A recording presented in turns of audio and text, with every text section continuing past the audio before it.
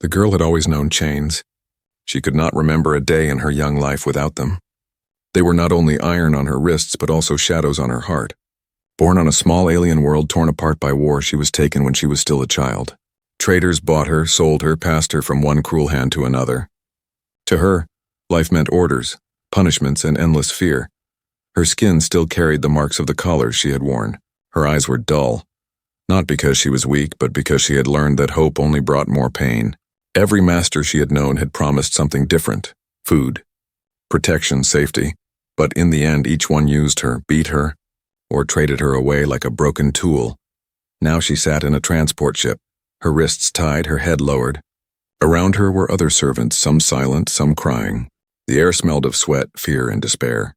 She kept her face down, not daring to look at the guards. She had learned long ago that eye contact could earn a strike. This time she had been told she was being given to a human. She had never seen one closely before. She had heard stories that they were cruel, that they treated alien slaves even worse than others, that they broke the spirit of any who served them. To her, the word human meant nothing but danger. The ship landed on a quiet world. The guards pulled her up roughly and dragged her outside. The sun was strange here, golden and warm.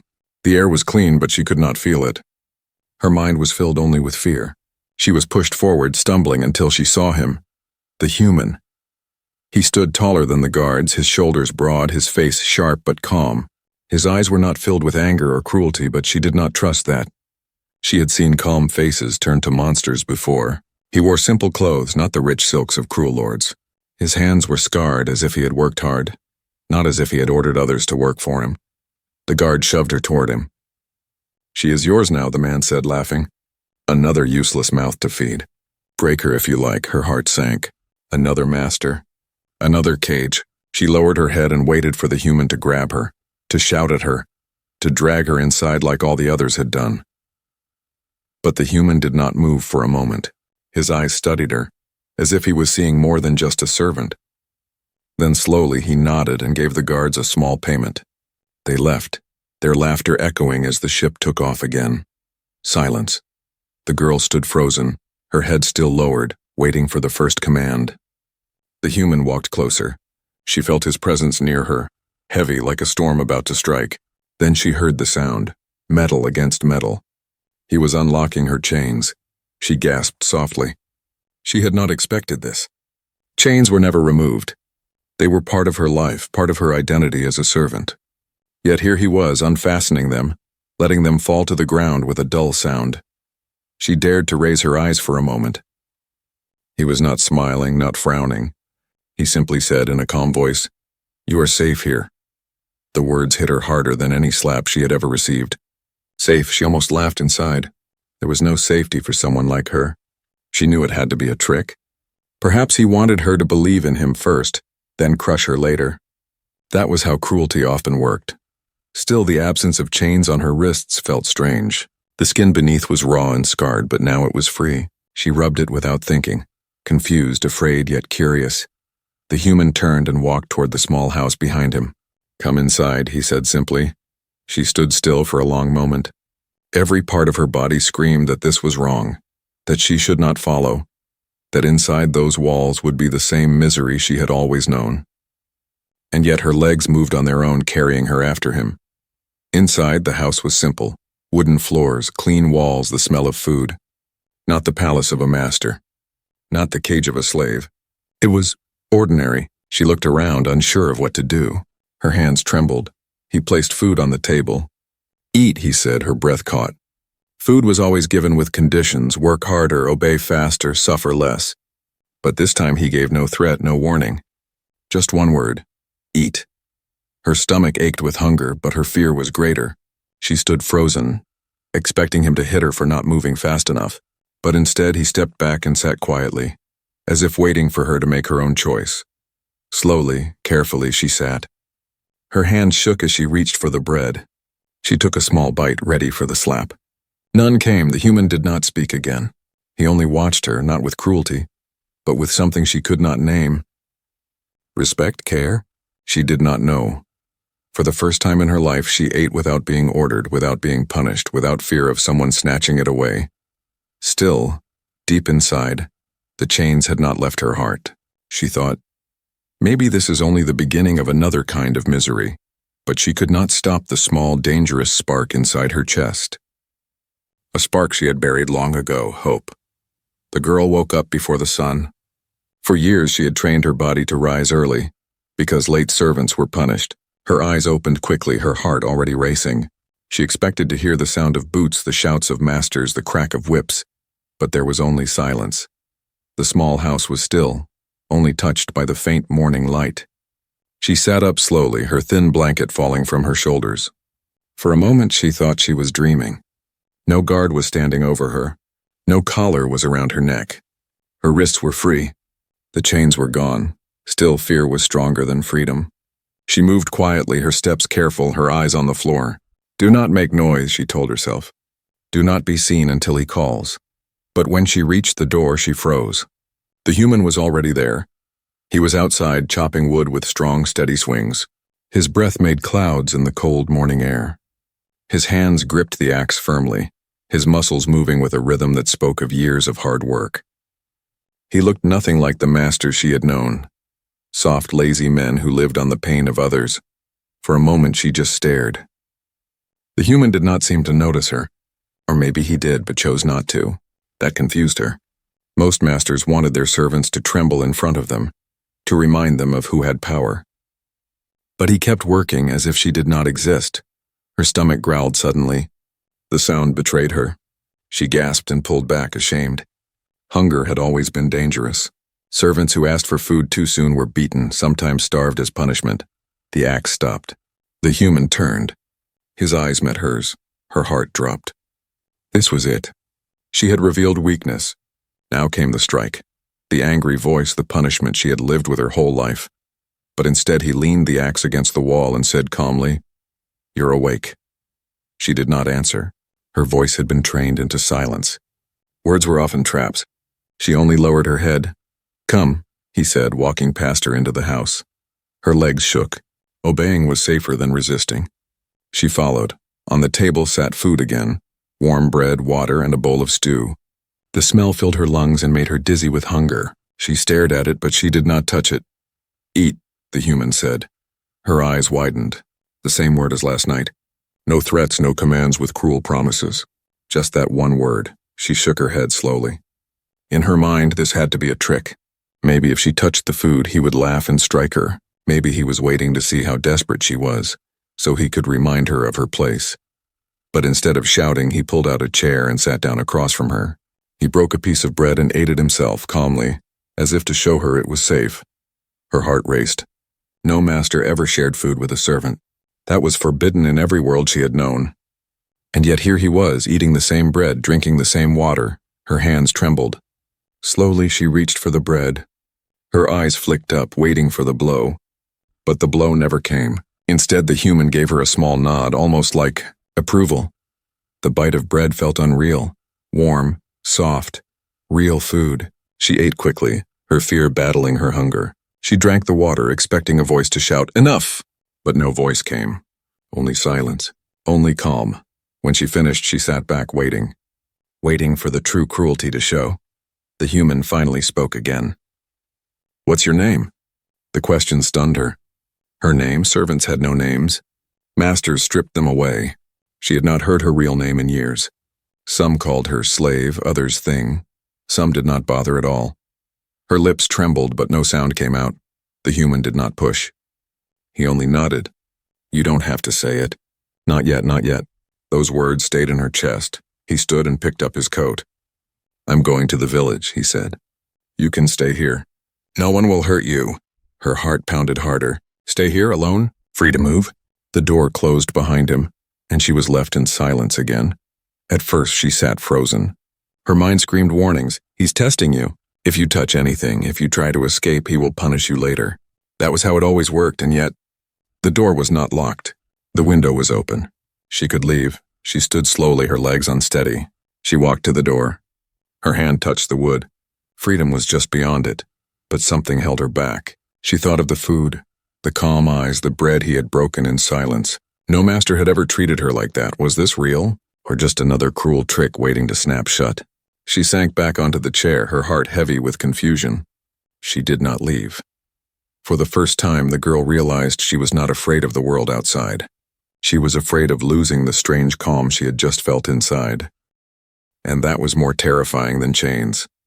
The days passed slowly, but they were not like the days she had known before. No whips cracked in the morning. No cruel voices shouted orders. No chains rattled on her wrists. Yet the silence scared her more than pain. The human spoke little. He gave no long speeches, no heavy commands. His words were short and simple. Eat, rest, come. And when he spoke, there was no anger hidden behind them. Only calm. This calmness was new to her, and it made her restless. She waited for the cruelty that always came after kindness. Masters in the past had given her food before starving her, or praised her before striking her. They enjoyed breaking hope. She feared this human was no different, only more patient in his game. One evening, the girl was sitting by the fire. She hugged her knees to her chest, too afraid to sit comfortably. The flames warmed her skin, but her heart was still cold. The human walked in, carrying wood from outside. His boots were muddy, his hands rough from work. He placed the wood down and began cleaning it off. She watched him secretly, her eyes peeking through strands of her hair. He noticed.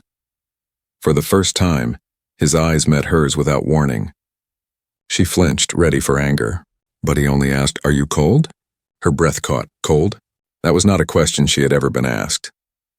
If she was cold before, she was told to endure. If she shivered, she was mocked. If she begged, she was beaten, but now? He asked. She shook her head quickly. Denial was safer. The human studied her for a moment. Then, without another word, he walked to the other room. When he returned, he carried something in his arms.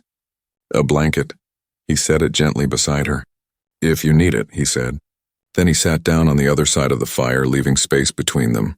She stared at the blanket as if it was a trap. Her fingers itched to touch it, to wrap herself in it, but fear held her still. She thought, if I use it without permission, he will take it back.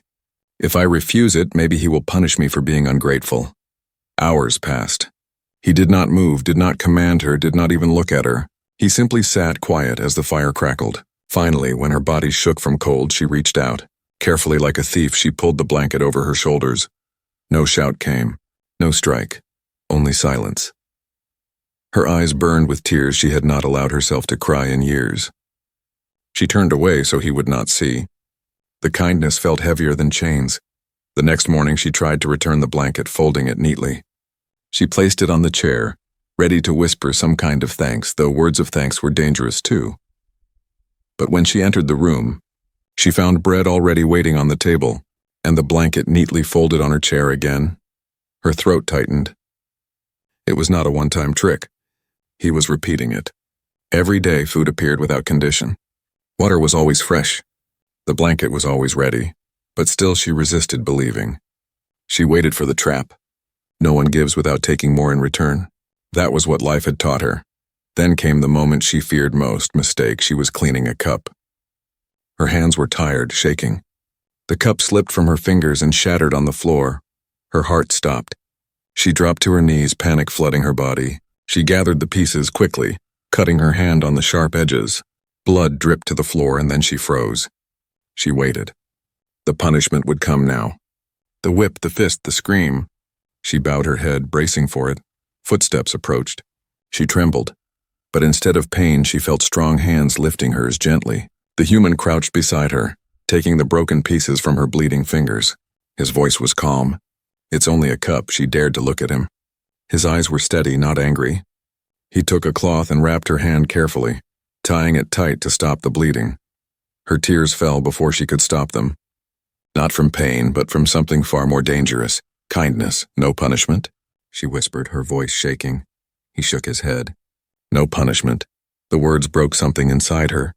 All the walls she had built to survive, walls of silence, walls of distrust, shook under the weight of those two words.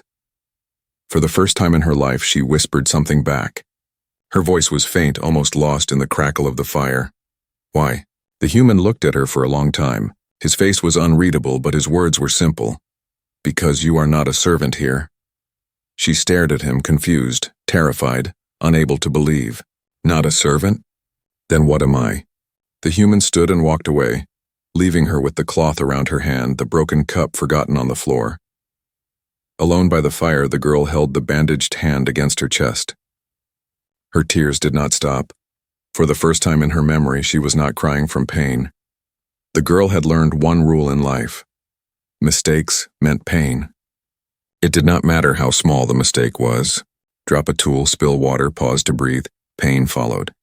Masters never forgave. They loved reminding her that she was nothing. Even now in the human's quiet house, the rule clung to her like a shadow. She moved carefully as if every step might awaken hidden cruelty. Every breath was measured, every motion planned. But fear cannot hide forever. It happened on a cold evening. The human had gone outside to bring firewood. She stayed inside, tidying the table. Her hands shook as always, though less than before. She was beginning to feel almost safe. Almost. Then her hand caught the edge of the water jug. It tipped, crashing to the floor. The sharp sound echoed in the small house. Water spilled everywhere. Her blood froze. She dropped to her knees at once, trying to clean the mess with her hands. Her mind screamed warnings. You failed. You broke it. He will punish you. He will show his true face now. Her breaths came quick and shallow. The door opened. Heavy footsteps entered. The human stopped in the doorway. She did not dare to look up. She pressed her forehead to the floor, waiting for the strike, waiting for the voice that would tear her apart. Seconds passed. Then minutes, no blow came. Instead, she heard soft steps. Then the sound of wood set down gently by the fire. She raised her eyes a little, just enough to see his boots. He walked toward the spilled water, crouched down, and began helping her gather the broken pieces. She froze. No, this is wrong. This is not how it works. Her hands trembled more as he picked up the shards. She cut her palm again, and a sharp cry escaped her lips before she could stop it. She pulled her hand back quickly, afraid her weakness would anger him. But the human reached forward, holding her wrist gently. His voice was calm, the same as always. You'll hurt yourself more. Let me. She stared at him, confused. Her chest rose and fell fast, her heart louder than the crackling fire. He took the shard from her hand and set it aside. Then, without a word, he grabbed a cloth and pressed it to her bleeding palm. His movements were careful, steady, as if he had done this many times before. Her lips trembled. The words slipped out without her meaning them. No punishment. His eyes lifted to meet hers. They were steady, not cold, not cruel. No punishment, he repeated. Her body shook harder. She could not understand. Every master before had taught her fear. But here, the mistake was not met with pain, it was met with care. Tears filled her eyes, burning hot. She turned her face away, ashamed of them. But the tears did not stop. Her shoulders shook as years of fear cracked inside her chest. The human said nothing more. He wrapped her hand gently, tied the cloth, and set the jug's remains aside. Then he stood and began mopping the water himself. She watched, frozen. A master cleaning the mess of a servant? Impossible, unthinkable. And yet it was happening before her eyes. Her lips moved again. The question escaped like a whisper carried by the fire. Why? He paused, looking at her. His face held no anger, no mockery, only a tired calm. Because mistakes are human, he said. Everyone makes them, human. The word echoed in her mind. For her, human had always meant cruelty, but now it sounded different. It sounded like something fragile, something real. She lowered her head again, her tears dripping onto the floor. For the first time, she allowed herself to cry, not from pain, but from release. The fear inside her, the iron cage that had kept her spirit silent, began to crack. That night, she lay under the blanket he had given her. The fire burned low. Her bandaged hand throbbed softly, but it was a reminder, not of punishment, but of care. For hours, she stared into the flames, her mind torn between terror and something even more dangerous, something she had not felt in so long that it frightened her more than chains ever had. Trust? Could she trust him? Could she let herself believe this was real? Her heart whispered an answer she was too afraid to accept, but it was there, inside her, beating against the walls of her fear. When sleep finally came, it was not the heavy, hopeless sleep of exhaustion. It was gentle like the firelight fading. And for the first time in her memory, she dreamed not of chains, not of pain, but of hands that lifted instead of struck. The girl was changing, though she did not realize it yet. Her hands still trembled when she worked. Her eyes still lowered when he entered, but her heart no longer beat only in fear. Now there was something else mixed with it. Confusion, curiosity, and the faintest spark of trust. She wanted to understand him. Why was this human different? Why did he not strike, not shout, not bind her in chains again? One evening, while he was away in the forest, she wandered near the old storage shed behind the house. She told herself she was only looking for wood, but in truth she was searching for answers. The door creaked as she pushed it open. Inside, the air was heavy with dust and silence. Tools lined the walls, but her eyes stopped at the sight of something stranger. Boxes stacked neatly, each filled with old cloth, rusted metal, and broken weapons. And then, at the far end, she saw it, a banner. Torn, burned, but still showing a symbol. She froze. She knew that symbol. It belonged to the war. The same war that had taken her family, her world, her freedom. Her breath caught. She stepped closer, her hands shaking. And then she saw something else, photographs. Not alien, but human. Faces of men and women in uniforms. Some were smiling, some holding weapons. And among them she saw him, the human. Younger but unmistakable. His eyes the same, though less tired. He was in the war, her chest tightened. He was a soldier. He fought for them. He is not different at all. He is one of them. The sound of footsteps snapped her out of her thoughts. She spun around. He was there, standing in the doorway. His face was unreadable, his body still. For a long moment, silence filled the shed. She lowered her head quickly, trembling. I'm sorry, she whispered. She waited for his anger, for the punishment of touching what was forbidden. But his voice was quiet. You saw. Her heart pounded. She could not answer. He walked past her, picked up the torn banner, and stared at it for a long time. His jaw tightened. Then he dropped it back into the box. Yes, he said at last. I fought in that war. Her chest ached. She wanted to run, but her legs would not move. He turned to her then, and his eyes were different. Not calm, not cruel, but filled with something heavy. I know what they did. I know what we did. I was there. The words cut through her like a blade. She stepped back, pressing against the wall. Then why? Her voice broke. Why me? Why free me? His eyes lowered. For the first time he looked broken. Because I couldn't save them, he whispered. She froze. Them? He nodded slowly. His hands trembled as he reached into a box, pulling out a small photograph. He held it out, but did not force her to take it.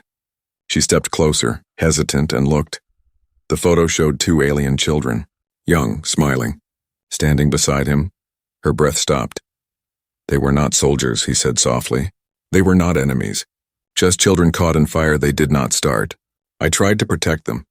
But in the end, his voice cracked. He swallowed hard, forcing the words out. In the end, I failed. They died. And I have carried their faces with me ever since. The girl's throat closed. She stared at the photo, then at him. His scars, his silence, his kindness, they were not just habits. They were wounds. He turned away, his voice rough. So when they gave me you, I couldn't be that monster again. I will not let another soul suffer under my roof. Her tears blurred the photo. She pressed her hands to her chest, her heart pounding painfully. For years she had thought all humans were the same. Cruel, empty, masters of pain. But this human, this man, was broken by the same cruelty that had broken her. Silence filled the shed again. The girl wanted to speak, but her voice was trapped in her throat. Finally, she whispered, You cared for them, he nodded. Yes, and I care now. Even if you cannot trust me, I will not stop. The girl's tears fell freely. She lowered her head, not in fear this time, but in something she did not understand. Respect, gratitude, maybe even the beginning of forgiveness. That night, she could not sleep. The fire burned low, but her mind burned with questions. She had always believed she was alone in her suffering. But now she knew the human carried chains too. Chains not of iron, but of guilt. And for the first time, she wondered if perhaps their broken pieces could fit together. The night was cold, but she did not feel it. She lay awake under the blanket, staring at the wooden ceiling. The human's words from the shed echoed inside her mind. I couldn't save them. I will not let another soul suffer under my roof. She turned onto her side, hugging the blanket tighter. For the first time in years, her heart was not only afraid, it was confused. She wanted to hate him. She wanted to believe all humans were monsters. It was easier that way, but now, she wasn't sure. The days that followed only deepened the conflict. The human worked in silence, chopping wood, fixing tools, cooking simple meals. He never raised his voice, never struck her, never chained her. Sometimes he left the door open when he went to the village. Wide open. The first time she did not believe it. She waited for him to return and accuse her of plotting. But nothing happened. The second time she stood at the door, staring at the open world beyond. The forest stretched wide, the sky endless. Freedom was just a few steps away. Her hands shook. Her feet moved forward. She stood in the doorway, heart racing. She could run. She could vanish into the trees, never to be found again. No master, no human, no fear. But then she thought of the bread he placed on the table each morning. The blanket folded neatly for her each night. The way he had held her bleeding hand with care, not cruelty. The photo of the alien children he could not save. Her chest ached. If she left now, she would be free. But she would also leave behind the only place where she had felt even a shadow of safety. She stepped back and closed the door. That night, sleep did not come. The choice haunted her. On the third day, the test came again. The human went to the village, leaving the door open wide. This time she did not freeze. She walked outside. The air was fresh, filled with pine and earth. She took slow steps into the forest. Every sound, every branch crack beneath her feet felt louder than thunder. Her heart pounded as freedom called her name. She walked farther. She could run now, vanish into the shadows of the trees. No one would stop her. No one would chain her again. But then she heard something soft behind her. Not words, not footsteps, a memory. Because you are not a servant here, her legs stopped. She pressed her hands to her chest. Tears welled in her eyes. Was it true? Could she believe it? The wind whispered through the trees, and she realized something. She was not afraid of the forest. She was afraid of leaving behind the strange, fragile peace she had found. She turned back. Her steps were slow, heavy with decision. When she reached the house again, the door was still open, waiting. She stepped inside, her tears falling silently. When the human returned, he saw her sitting by the fire, the blanket over her shoulders. She looked up at him with wet eyes. He paused at the doorway, studying her. He did not ask where she had gone, did not accuse her of betrayal. He only set down the food he had brought and said quietly, "You're here." Her voice was soft, trembling. "I didn't run."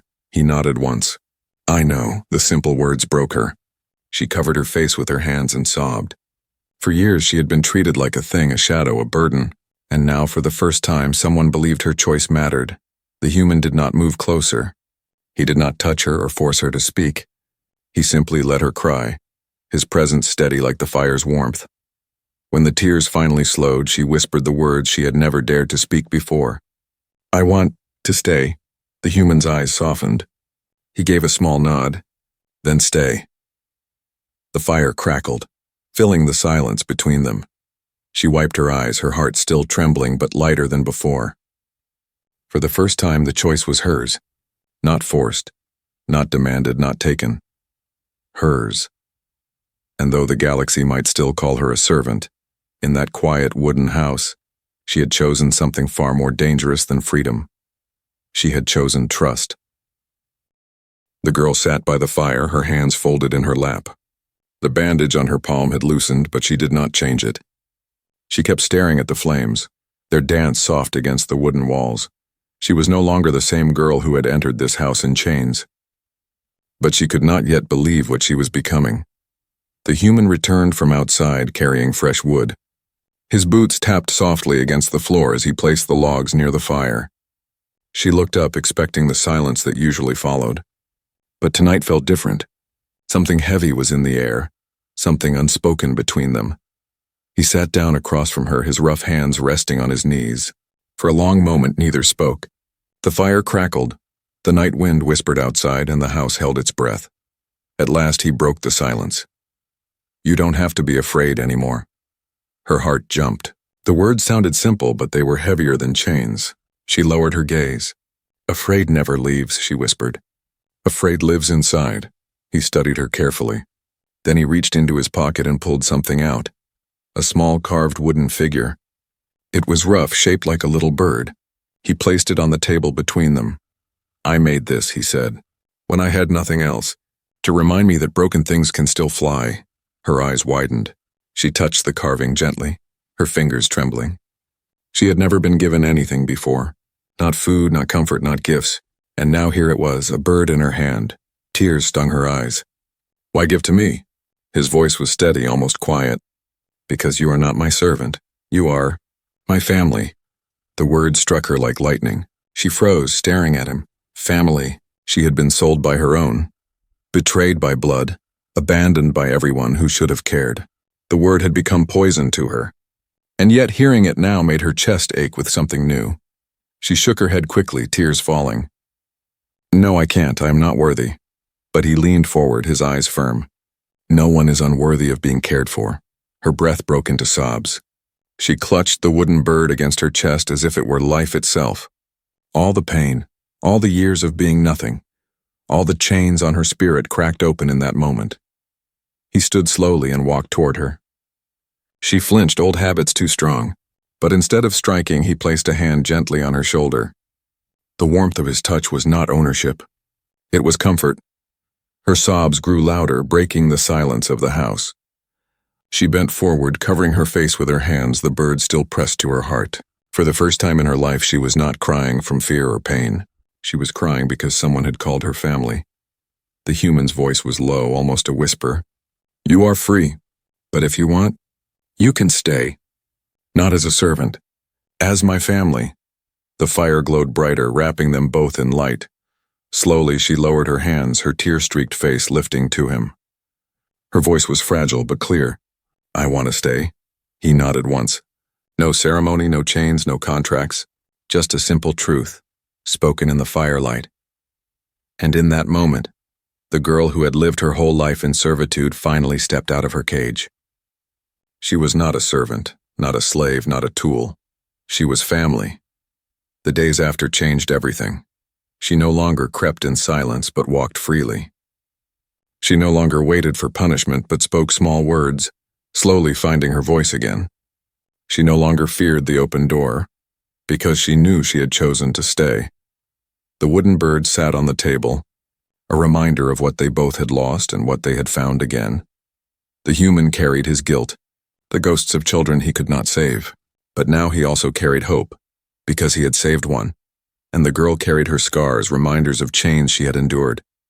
But now she also carried something she thought she would never feel again. Belonging. The galaxy might still call her a servant. But in this small house by the fire's glow, she was more than free. She was family.